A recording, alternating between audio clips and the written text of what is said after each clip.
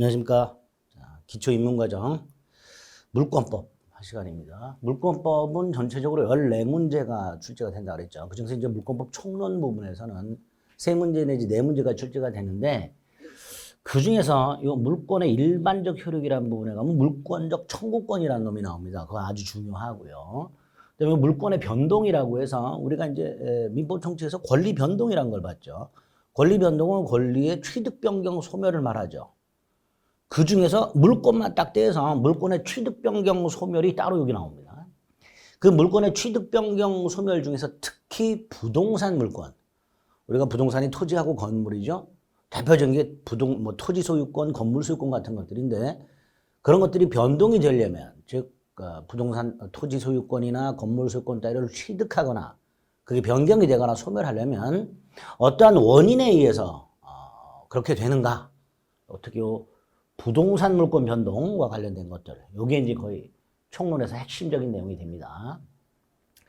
자, 먼저 물권 일반론이라고 해서 기본되는 개념들을 몇 가지 보셔야 됩니다. 첫째가 물권이 뭐냐? 물권이란 건 당연히 가장 쉽게 말하면 물건에 관한 권리죠. 다만 그 물건을 가지고 무엇을 하는가, 거기에 해당되는 게 여기 나와 있습니다. 물권이란 물건을, 나와 있죠. 물건. 현재 존재하고 특정되어 있다라고 되어 있는데, 현재 존재하는 건 당연하죠. 현재 존재하는 물건만 내가 권리를 가질 수 있는 거죠. 특정이란 건 이제 다른 사람의 물건과 내 물건이 구별이 되어 있다 이런 뜻입니다. 독립도 마찬가지고, 독립은 어떤 물건이 다른 사람 물건의 구성 부분이 아니다, 별개로 사고 팔 수 있다, 뭐 이런 의미로 이해하시면 됩니다. 그런 물건을 직접 지배한다고 되어 있죠. 여기서 이제 지배라는 건 쉽게 생각하세요. 사용, 수익, 처분하는 걸 줄여서 지배한다라고 생각하시면 돼요. 이런 걸 물권이라고 부르게 됩니다. 독점적이죠. 내 물건은 나만 사용 수익하죠. 절대적이죠. 이 절대적이란 말은 누구에게나 주장할 수 있다 이런 뜻입니다. 내가 어떤 물건에 대해서 소유권을 갖고 있으면 이건 내 거다라는 것을 누구에게나 주장할 수 있죠. 지구상에 있는 그 누구에게도 주장이 가능합니다. 그걸 절대적이라고 하죠. 관념적이라는 건 현재 물건이 내 손아귀에 없어도 집에 두고 왔어요. 그것도 내 물건이죠. 즉 현실적으로 지배하지 않는 것을 관념적이라고 하게 됩니다. 정리합니다. 물권은 간단하게 물건을 직접, 배타적, 절대적, 관념적으로 사용, 수익, 처분하는 권리, 이렇게 기억하시면 됩니다. 그 구체적인 내용들이 밑에 나와 있죠. 독립의 물건, 무슨 뜻이죠? 분리 가능한 걸 말한다고 그랬죠. 직접 지배, 타인의 도움을 받을 필요가 없죠. 내가 어떤 물건을 내가 사용, 수익 처분할 때 누구의 승낙이나 동의받을 필요가 없다, 뭐 그런 걸 의미하죠. 내 물건은 나만 사용, 수익한다 이런 뜻이죠. 이게 배타적, 독점적이죠. 배타적, 독점적 지배 때문에 하나의 물건에는 하나의 물권만 존재하는 게 원칙이죠. 이거를 일물, 일권주의라고 부르게 됩니다. 절대적, 특정인에게만 권리를 주장할 수 있는 게 아니라 누구에게나 주장이 가능하죠. 누구에게나 주장합니다. 자, 이게 이제 채권과 결정적으로 다른 점인데요. 채권이란 놈은 누군가에게 뭘 하라고 청구하는 권리입니다. 우리 채권의 대표적인 게 뭐예요? 빌려준 돈이 있죠.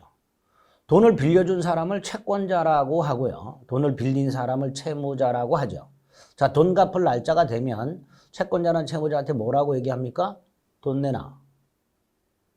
채권자가 채무자에게 뭐 하라 청구하죠. 요런 게 뭐다? 요런 게 채권이에요. 그런데 채권은 가만히 생각해 보세요. 채권자가 채무자한테만 주장할 수 있죠. 갑이 을에게 돈을 빌려줬어요. 그럼 갑이 채권자고 을이 채무자입니다. 이때 갑은 을한테만 돈을 갚으라고 할 수 있죠. 병한테 돈 갚으라 그러면 병이 돈을 갚을까요? 안 갚겠죠. 그러니까 채권은 채권자가 특정한 채무자에게만 행사 주장하는 권리예요. 이런 걸 이제 상대적이라고 말을 해요. 반대로 물권은 누구에게나 주장 가능하죠. 그래서 절대적이라고 부르게 됩니다. 그 절대적이란 말과 관련해서 채권과 물권을 좀 구별해 둘 필요가 있습니다. 관념적이라는 것도 말씀드렸죠. 현재 내 손아귀에 없어요. 내 몸에 지니고 있질 않아. 집에 두고 왔어. 그래도 내 거죠. 그런 걸 관념적 권리라고 하게 됩니다. 채권과 비교가 되어 있는데 채권과 비교해서 딱 하나만 좀 일단 입문 과정에서는 기억합니다. 아까 말씀드렸듯이 절대적이란 말. 물권은 누구에게나 주장이 가능하다. 그러나 채권은 특정한 채무자에게만 행사할 수 있다. 그럼 채권은 특정한 채무자에게만 행사할 수 있으니까, 주장할 수 있으니까 그 채무자가 아닌 제3자에 대해서는 주장을 못하죠. 요거를 법에서는 대항력이 없다 이렇게 말을 합니다. 기억해 두세요. 인문과정에서 대항력이 없다. 그러니까 상대적 권리는 대항력이 없는 게 원칙입니다. 그렇게만 일단 기억을 해두시면 되겠습니다. 물건에 관한 권리죠. 그걸 대물권 이렇게 부르겠죠. 자, 두 번째 물권의 객체. 자, 물권의 객체, 어떤 권리의 객체라고 하면 무슨 권은 무엇을 뭐뭐하는 권리 이렇게 말을 하겠죠. 권리라는 게 무슨 권은 무엇을 뭐뭐하는 권리라고 할 텐데 이때요 무엇을에 해당되는 거 요게 권리 목적이에요. 그럼 물권은 아까 뭐라 했죠? 물권은 물건을 지배하는 권리죠. 그러니까 객체가 뭐예요? 물건이죠. 반면에 채권은 채무자에게 뭐뭐를 하라. 그 행위를 요구하는 권리죠. 돈을 갚아라 라고 어떤 행위를 요구하는 권리예요. 이때요 뭐뭐 하라는 요 행위, 돈을 갚는 거, 이걸 이제 급부라고 합니다. 채권은 보통 급부 청구권이라고도 하죠. 그러면 물권의 객체는 물건이 되는 거고요. 채권의 객체는 뭐가 되는 거예요? 채무자의 급부. 이게 채권의 객체가 되겠죠. 자, 물권의 객체가 물건이라 했습니다. 물건이 뭐냐? 민법에 규정이 되어 있습니다. 98조에서. 유체물, 형체가 있는 물건이죠. 전기, 관리 가능한 자연력. 이게 물건이죠. 감사하게도 우리 시험 범위가 아닙니다. 그 다음에 그 물건을 다시 세 개의 조문에서 부동산, 동산, 주물과 종물, 원물과 과실 이렇게 분류해냈어요. 감사하게도 우리 시험 범위가 아니라 했죠.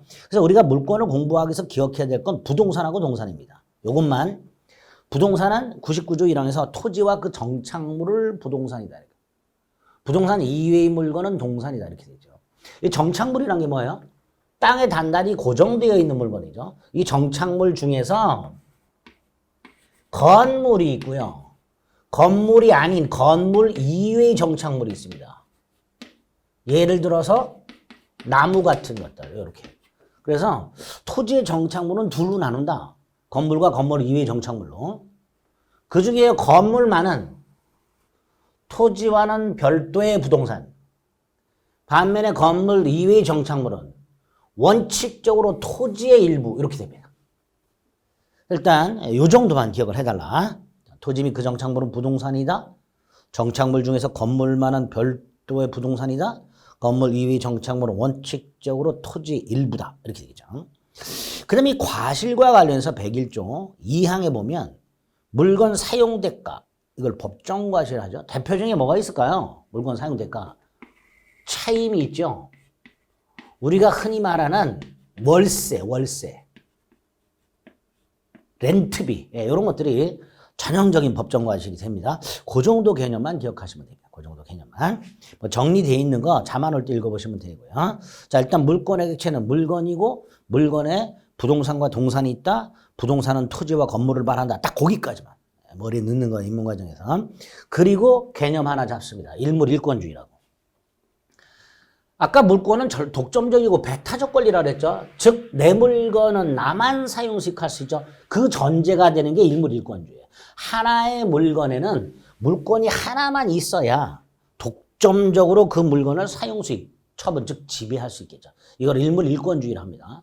자, 여기서 하나의 물건을 정하는 표준. 우리 배추 같은 건 일포기 이렇게 부르죠.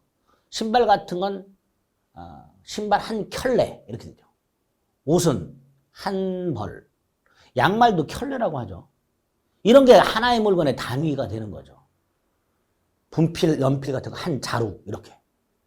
그럼 땅이나 건물은 어떻게 할까? 땅은 필 단위. 1필 토지가 하나의 토지예요. 건물은 동 단위.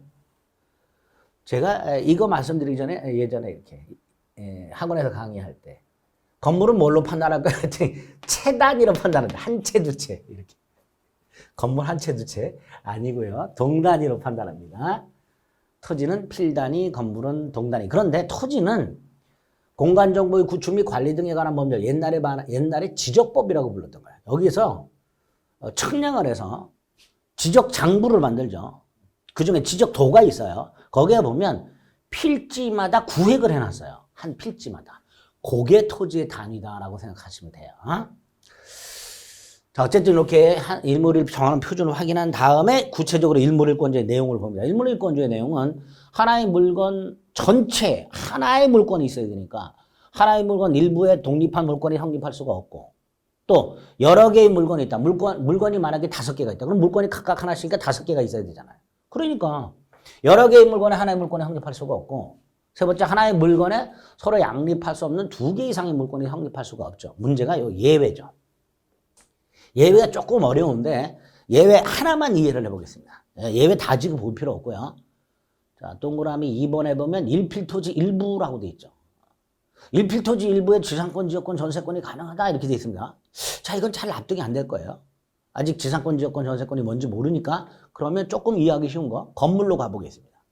일동 건물 일부라고 되어 있는데 우리 흔히 눈에서 볼 수 있는 거 뭐가 있어요? 아파트가 있죠. 아파트는 하나의 건물 101동에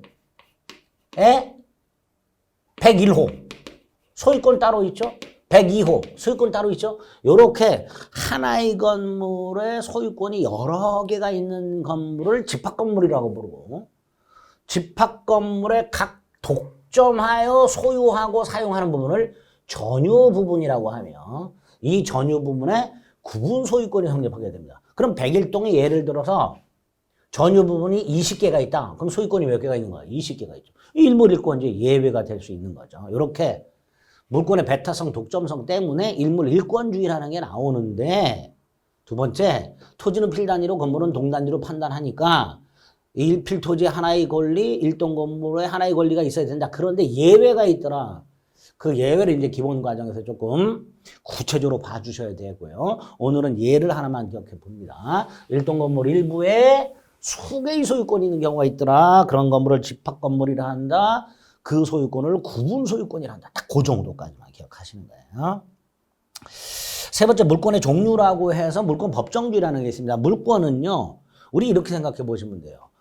물건이란 재화는 유한하죠. 근데 그 물건을 소유하고자 하는 인간의 욕망은 한도 끝도 없죠. 그러니까 이거를 국가가 통제할 수밖에 없어요. 유한한 재화에 대한 사람들의 무한의 욕망을 국가가 통제해야 되죠.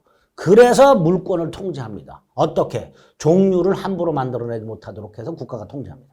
그걸 물권 법정주의라 하죠. 물권은 법률 또는 관습법에 의하는 외에는 임의로 마음대로 함부로 만들어내지 못한다.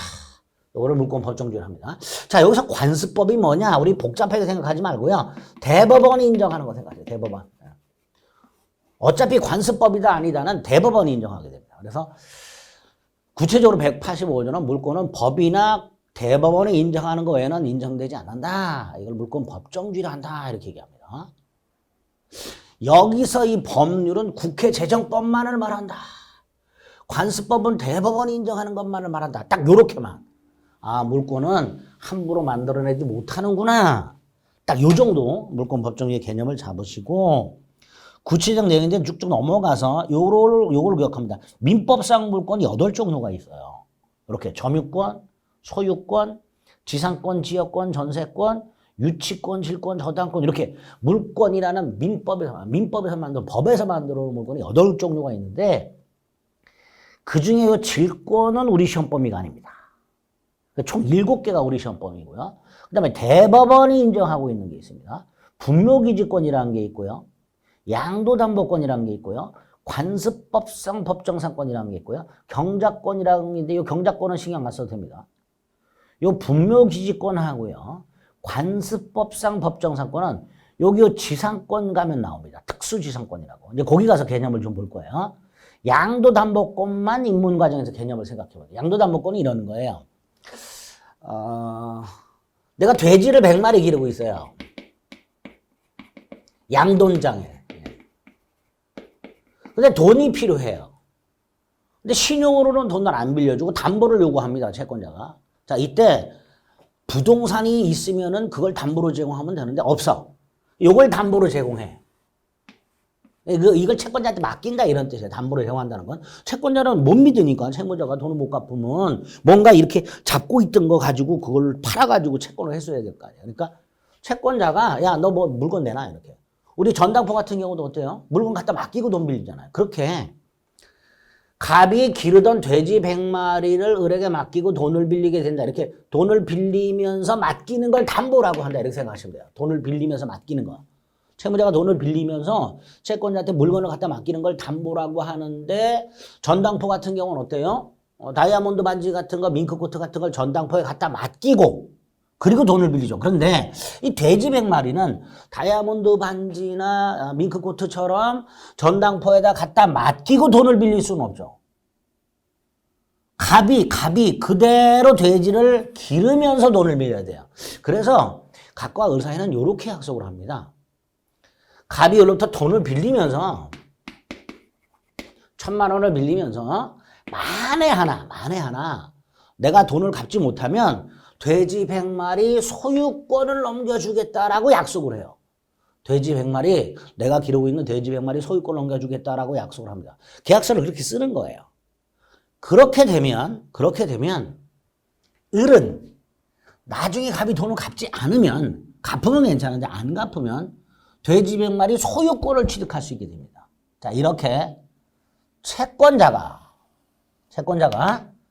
채무자가 돈을 갚지 않으면, 변제를 하지 않으면 채무자가 제공한 담보물에 소유권을 취득할 수 있는 권리, 요거를 양도담보권이라고 대법원이 만들어놨다. 대법원이.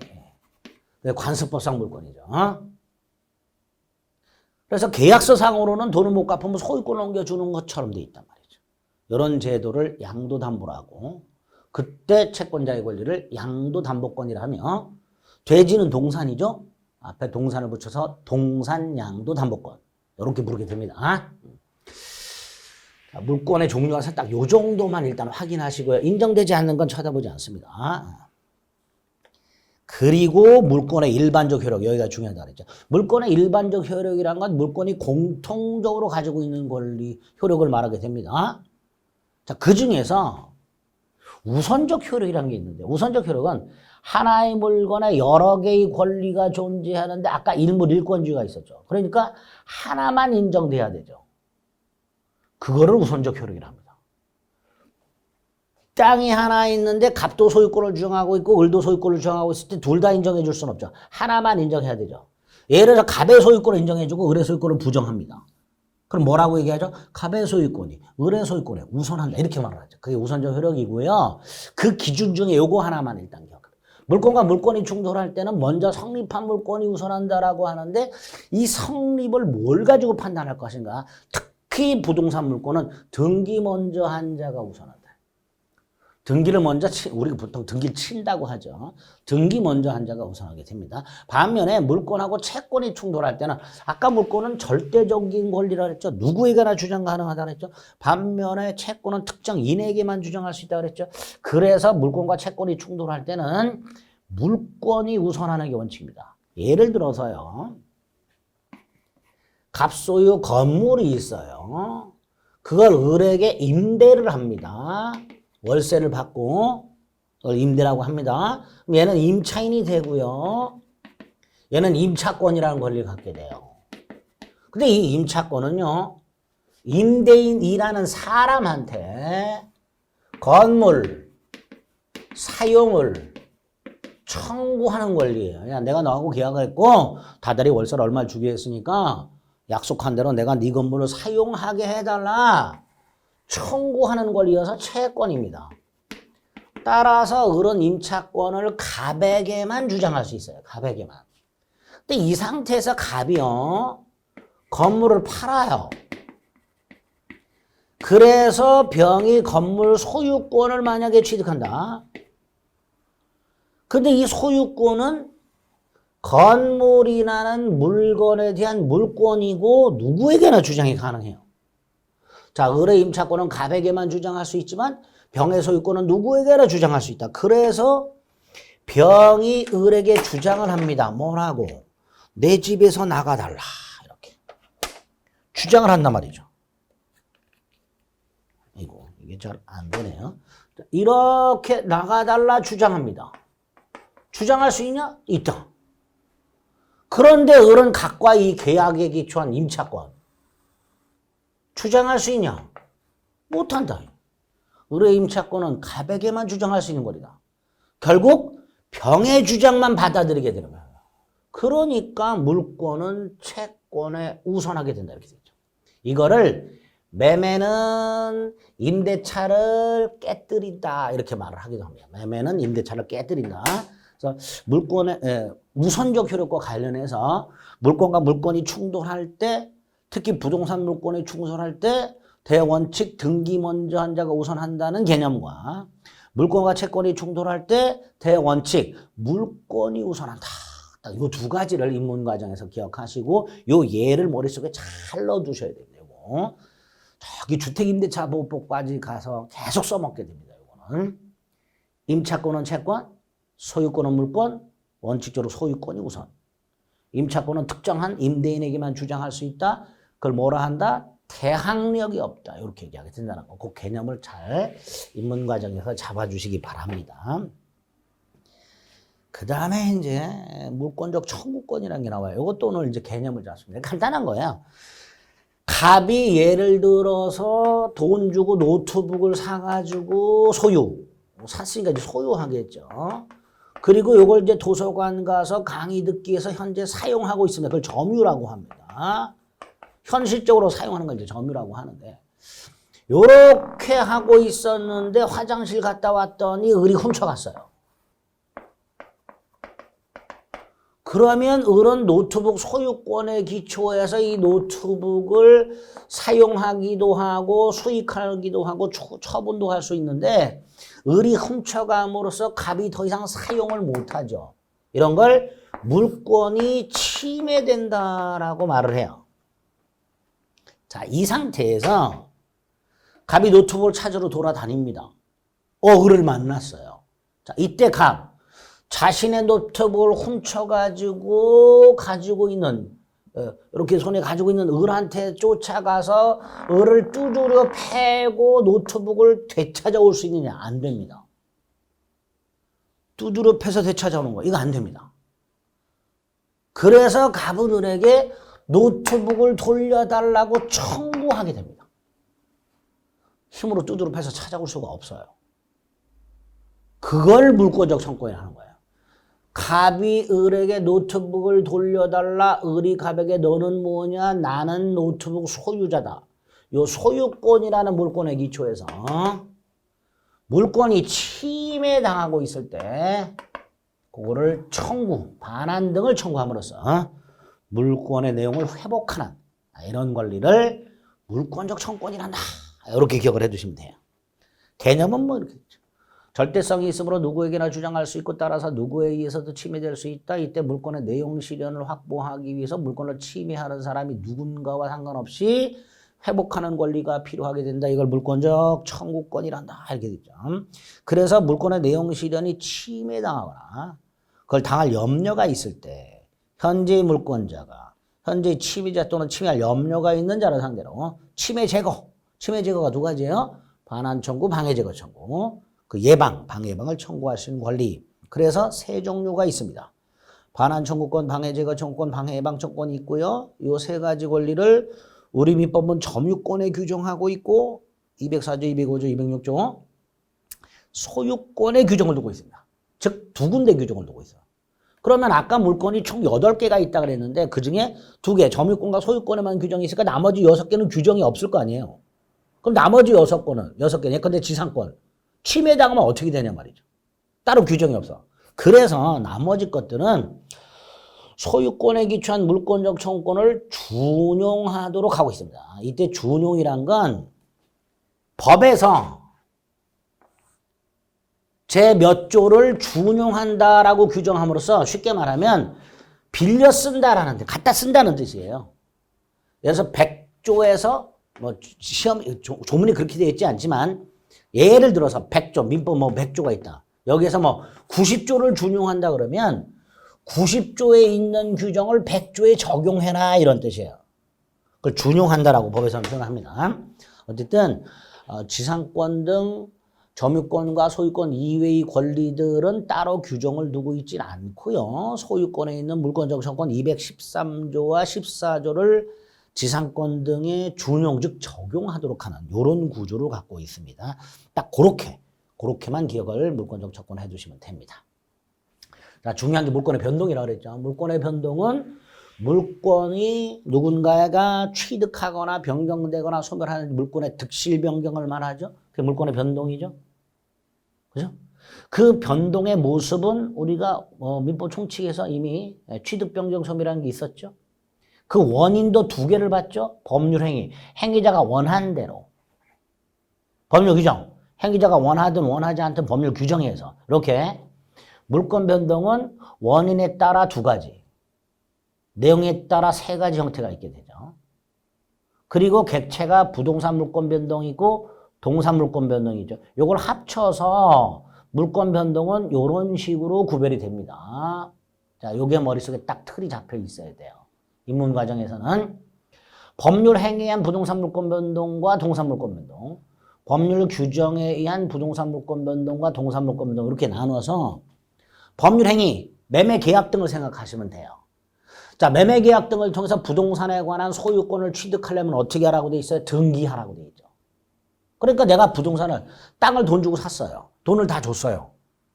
소유권 취득하려면 어떻게 된다? 등기를 넘겨봐야 된다. 등기는 또 뭐냐? 이따가 볼 겁니다. 나중에 봅니다.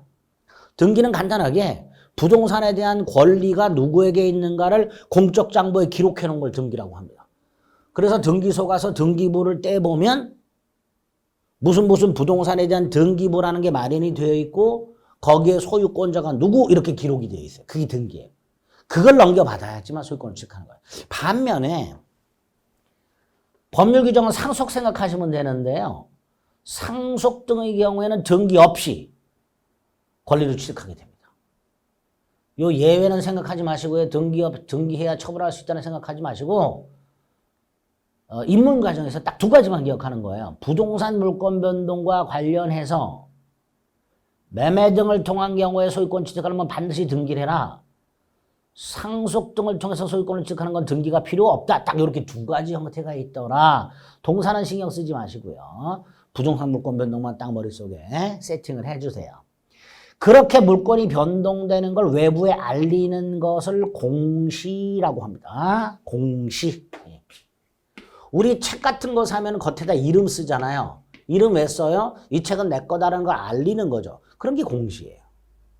자, 법적으로 마련되어 있는 거 특히 부동산은 등기를 통해서 공시하도록 하고 있습니다. 부동산은 등기를 통해서 공시하도록 하고 있더라. 명인 방법은 나중에 볼 것이고요. 자, 공시의 원칙이 있습니다. 공시하라가 공시의 원칙이죠. 물권 변동을 알리도록 외부에 나타내는 걸 공시라 하고요. 그걸 꼭 하라는 걸 공시 원칙이라고 하죠. 그래서 아까 뭐라 그랬어요? 186조 매매 등을 통해서 소유권을 취득했으면 공시해야 되나? 공시해야 되죠. 왜? 등기해야 효력이 생긴다라고 되어 있잖아요. 그게 공시 원칙이라고 생각하시면 돼요. 물권 변동은 외부에 나타내는 것 공시 나타내라. 그래야 너는 소유권을 취득한다. 186조. 여기 이제 공시의 원칙 이렇게 되겠죠. 자, 조금 어려운 개념이 공실의 원칙인데요. 이건 좀 어렵습니다. 어려운데 간단하게 이렇게만 생각해 주세요. 갑이요. A 토지의 소유권자로 등기가 되어 있어.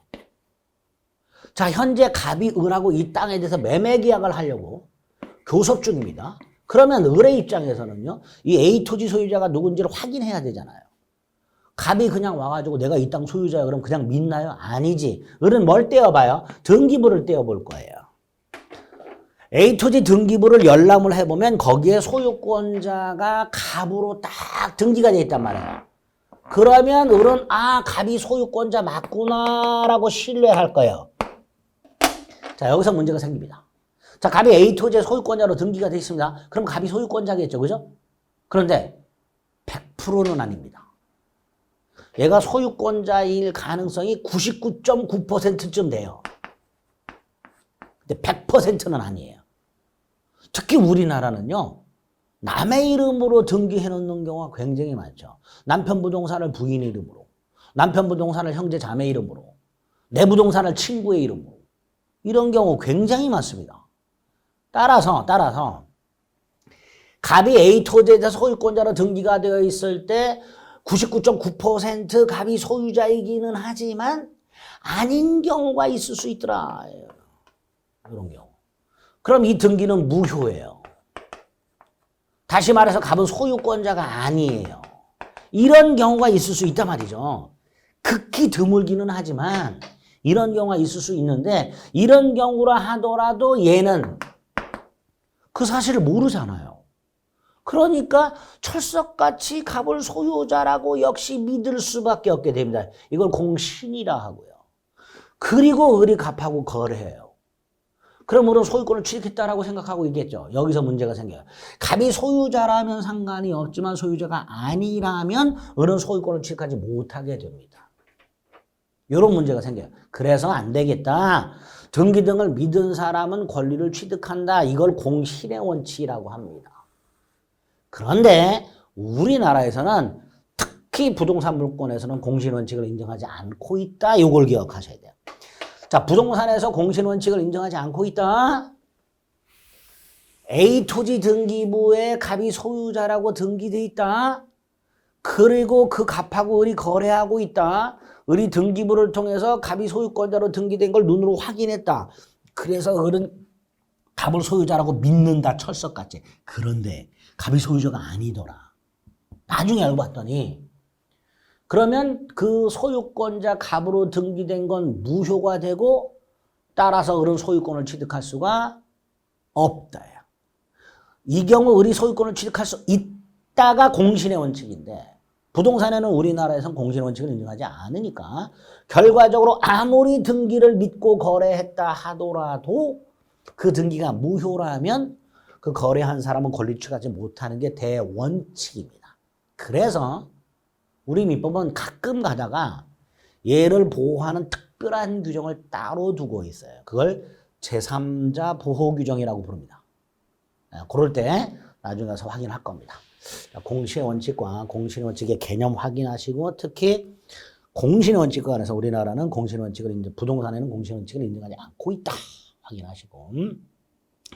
자, 구체적으로 물권 변동의 유형 중에서 부동산 물권 변동 중에서 법률 행위에 의한 거 186조에서 뭐라고 돼 있었죠? 등기하라. 그러니까 매매나 증여 등을 통해서 토지나 건물에 대한 소유권을 취득하려면 반드시 등기를 해야 된다. 그게 186조가 됩니다. 반면에 상속을 받았다, 국가가 수용을 했다, 경매를 통해서 소유권을 취득한다 등은 등기를 요하지 않게 됩니다. 그래서 나중에 이제 기본 과정 갔을 때 이 186조에 의해서 등기를 요하는 것과 187조에서 등기를 필요로 하지 않는 것을 구별하는 게 굉장히 중요해집니다. 자, 오늘은 대원칙, 매매나 증여 같은 법률 행위 등기를 요한다, 상속이나 경매 등의 경우에는 등기를 요하지 않는다. 딱 이렇게만 기억을 해 두시기 바랍니다. 나머지 것들은 다 기본 과정 가서 볼 거예요. 그 다음에 이제 186조에서는 등기해야만 물권이 변동이 된다. 내가 땅을 샀다. 내 이름으로 소유권 등기를 넘겨받아야 내가 소유권자가 된다. 반면에 내가 땅을 상속받았다. 등기하지 않아도 내게 된다. 그런데 이 상속 같은 경우에는 그걸 팔아먹으려면 등기를 해야 돼요. 당연하죠. 사는 사람 입장에서는 돌아가신 분 이름으로 등기가 돼 있을 거 아니에요. 그러니까 안 믿는단 말이죠. 그러니까 상속받은 사람이 아이고 아버님 돌아가셨고 등기는 아버님 이름으로 돼 있지만 내가 상속을 받았다. 그러니까 그걸 믿게 하려면 내 이름으로 등기를 하고 팔아야 되겠죠. 결국은 186조나 187조가 공통적으로 등기라는 걸 필요로 하고 있어요. 186조, 성격은 좀 다르죠. 186조는 등기를 해야 물권을 취득하는 물권 변동 요건으로서의 등기가 되는 거고요. 187조는 등기 없이 부동산 물권을 취득하지만 그걸 처분하려면 등기해야 돼요. 그러니까 처분 요건으로서의 등기가 됩니다. 이때 이 등기와 관련된 구체적인 내용, 등기가 뭐고, 등기소는 어디 있고, 등기관은 누구고, 등기부는 어떻게 구성이 돼 있고, 각종 권리에 관한 등기 절차는 어떻게 돼 있고 등등등에 대해서는 2차 과목 부동산 공시법령 중에 부동산 등기법에서 공부하시면 되고요. 민법에서는 등기의 종류와 관련된 이중보존 등기라는 게 나옵니다. 이중보존 등기. 또 가등기라는 게 하나 있고요. 그 다음에 중간생략 등기의 문제가 있고요. 그리고 등기 청구권이라는 게 나오고요.